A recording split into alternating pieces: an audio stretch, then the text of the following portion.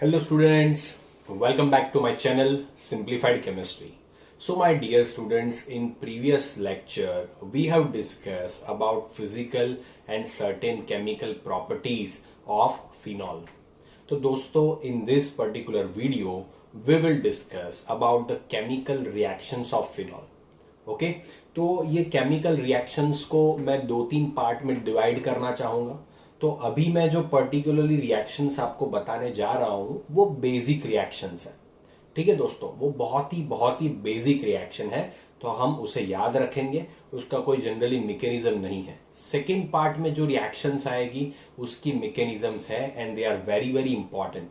मैं कुछ ऐसी रिएक्शंस भी आपको बताऊंगा जो टेक्स्ट बुक में नहीं दिया है, बट वो इंपॉर्टेंट है, हमें याद रखनी होगी. ठीक है दोस्तों, तो आइए स्टार्ट करते हैं. तो in this particular video we will start the chemical reactions. We will start the chemical reactions of phenol and part 1. This is the chemical reactions part 1. Clear? Okay, so let us start. तो first thing मैं ये कहना चाहूंगा, first thing कुछ बातें आपको accept करनी पड़ेगी, आपको याद रखना पड़ेगा. क्लियर? कि रिएक्शंस विथ FeCl3. तो अगर हम फिनॉल का FeCl3 के साथ रिएक्शन करें तो क्या होता है. तो दोस्तों हमेशा याद रखना. ओके, तो फिनॉल वायोलेट कलरेशन देता है. वो क्या देता है? वायोलेट कलरेशन देता है. एक्चुअली आपको पता है फिनॉल ऐसा होता है, आप देख सकते हो फिनॉल ऐसा होता है OH. क्लियर? ओके, एंड इसको ये एक इनॉल फॉर्म है उसका, एंड अगर आप ये देखो तो ये उसका एक कीटो फॉर्म है. ये कीटो फॉर्म है और ये इन और ऑल फॉर्म है, तो ये इनॉल फॉर्म है. ठीक है? क्लियर?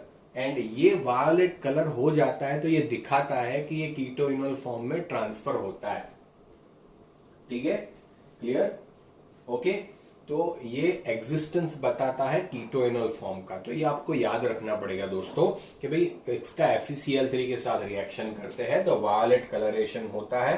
ये कीटोइनॉल फॉर्म का एग्जिस्टेंस बताता है. क्या बताता है दोस्तों? एग्जिस्टेंस बताता है. किसका बताता है? कीटो और इनॉल फॉर्म का. Is it clear? ओके, चलिए. सेकेंड, ये ईथर फॉर्मेशन कर सकता है. ये क्या करता है? Ether formation. ये हम ईथर में तो पढ़ेंगे ही, बहुत ही इंपॉर्टेंट रिएक्शन है ये, हम ईथर में तो डेफिनेटली पढ़ेंगे, बट इधर भी हम उसे याद रखेंगे. तो पहले होता क्या है, जो फिनॉल होता है उसका NaOH के साथ रिएक्शन होता है. तो हमें पता है फिनॉल का NaOH के साथ रिएक्शन होगा तो क्या होगा, यहां से H और यहां से OH, H2O निकल जाएगा.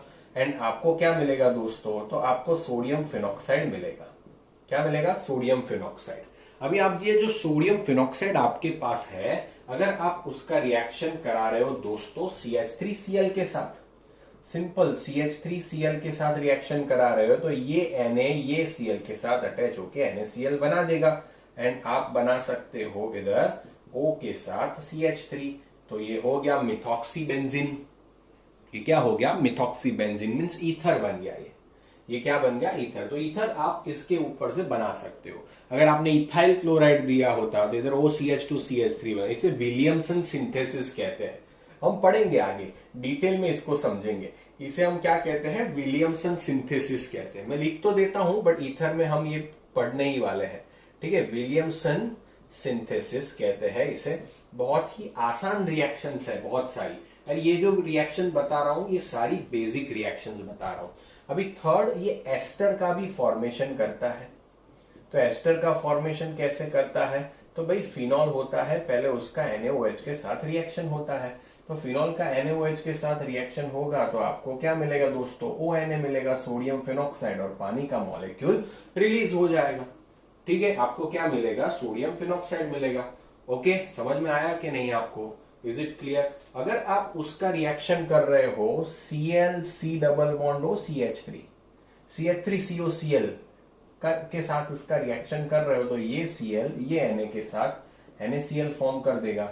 एंड बाकी का पोर्शन यहां से कनेक्ट हो जाएगा. तो क्या मिलेगा? OCOOCH3. तो आप देख सकते हो COO ग्रुप को क्या कहते हैं? हम एस्टर कहते हैं. तो इसे इसका नाम होगा मिथाइल बेंजोएट.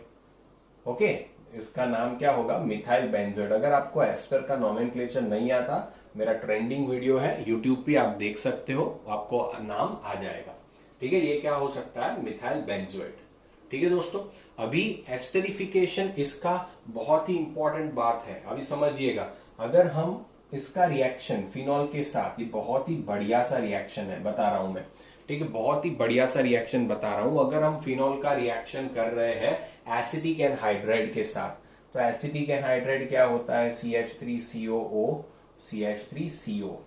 ठीक है, इसे हम क्या कहते हैं दोस्तों, एसिटिक एनहाइड्राइड कहते हैं। एंड NaOH के प्रेजेंस में, आई थिंक आपको दिख रहा है, ओके, NaOH के प्रेजेंस में ये रिएक्शन होता है CH3COOH के साथ।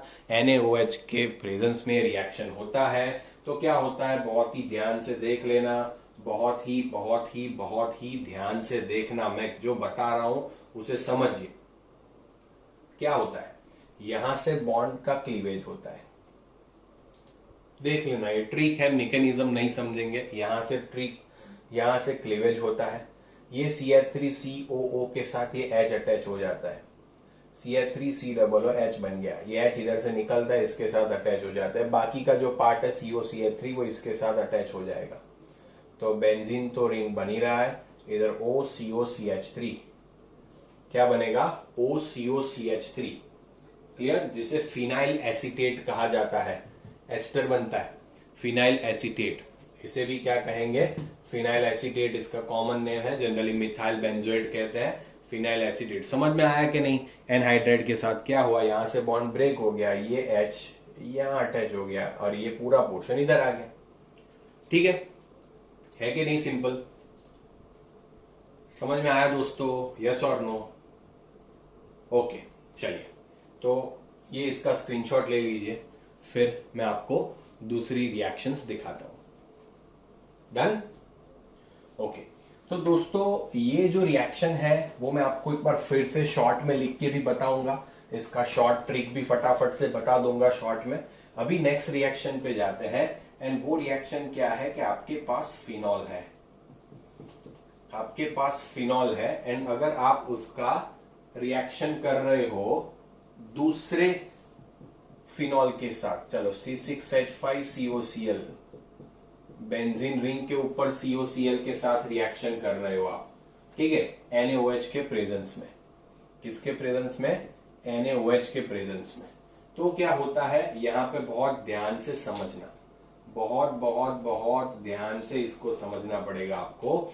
तो यहाँ Na जो है वो Cl को लेके निकल जाता है, NaCl, बहुत इंपॉर्टेंट रिएक्शन है ये, बहुत ही इंपॉर्टेंट रिएक्शन। ये जो H होता है, ठीक है, ये जो H होता है वो ये OH के साथ अटैच होके H2O बना देता है, NaCl निकल गया, ये H OH के साथ H2O, अभी जो बचा वो इधर अटैच हो जाएगा। तो आपको क्या मिलेगा, देखिए जरा, तो आपको मिलेगा O तो है ही, O के साथ C double bond O, C6H5, दूसरा बेंजीन आ गया। तो C6H5 को अगर मुझे ऐसे लिखना है तो मैं ऐसे भी लिख सकता हूं, दो बेंजीन रिंग बता सकता हूं, ठीक है। आप इसका मुझे IUPAC नेम भी बता सकते हो, क्लियर। ये क्या होगा, इसका IUPAC नेम क्या होगा, फिनाइल बेंजोएट, इसे क्या कहेंगे हम, फिनाइल बेंजोएट। तो दोस्तों ये बहुत ही इंपॉर्टेंट रिएक्शंस थी जो मैंने आपको सिखाई, ओके। तो इसके ऊपर से कई बार क्वेश्चन पूछा जाता है। चलिए नेक्स्ट रिएक्शन लिखने के बाद मैं आपको सारी रिएक्शन फिर से बताता हूं, ठीक है। अगर आपके ऐसा है, अभी देखिए OCOCH3 है, इट मीन्स ये आप कह सकते हो फिनाइल एसीटेट, फिनाइल एसीटेट है, समझिएगा, फिनाइल एसीटेट आपके पास है। अगर आप AlCl3 के साथ रिएक्शन करते हो तो रीअरेंजमेंट होता है, समझना ये बात। अगर आप AlCl3 के साथ एनहाइड्रस होना चाहिए, एनहाइड्रस AlCl3 के साथ रिएक्शन करते हो, या तो फिर CS2 के साथ हीट करते हो, या तो फिर CS2 के साथ हीट करते हो, तो रीअरेंजमेंट होता है। क्या रीअरेंजमेंट होता है, H एक ऑर्थो से इधर चला जाता है, COCl3 इधर आ जाता है। तो रीअरेंजमेंट में क्या होगा समझ लेना, H इधर चला गया, COCH3 इधर आ गया, क्लियर। दूसरा क्या, पैरा से निकलता है, क्योंकि ऑर्थो पैरा डायरेक्टिंग है, तो पैरा से निकलता है, तो इधर क्या होगा, पैरा पे से एक H निकला, वहां पे COCH3 चला गया एंड वो OH इधर अटैच हो गया। ठीक है,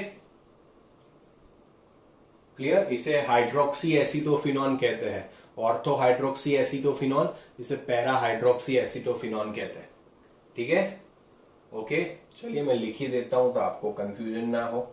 ऑर्थो हाइड्रोक्सी एसिटोफिनॉन एंड इसे कहा जाता है पैरा हाइड्रोक्सी एसिटोफिनॉन। ठीक है, तो हमने कौन सी रिएक्शन ली, ये इसका स्क्रीनशॉट लीजिए, फिर मैं आपको सारी रिएक्शंस बताता हूं, सारी रिएक्शंस आपको समझा देता हूं। ठीक है, टेंशन मत लेना। चलिए हम पहले से ये जो इंपॉर्टेंट रिएक्शंस है वो बता रहा हूं, जो इंपॉर्टेंट रिएक्शन है वो बता रहा हूं।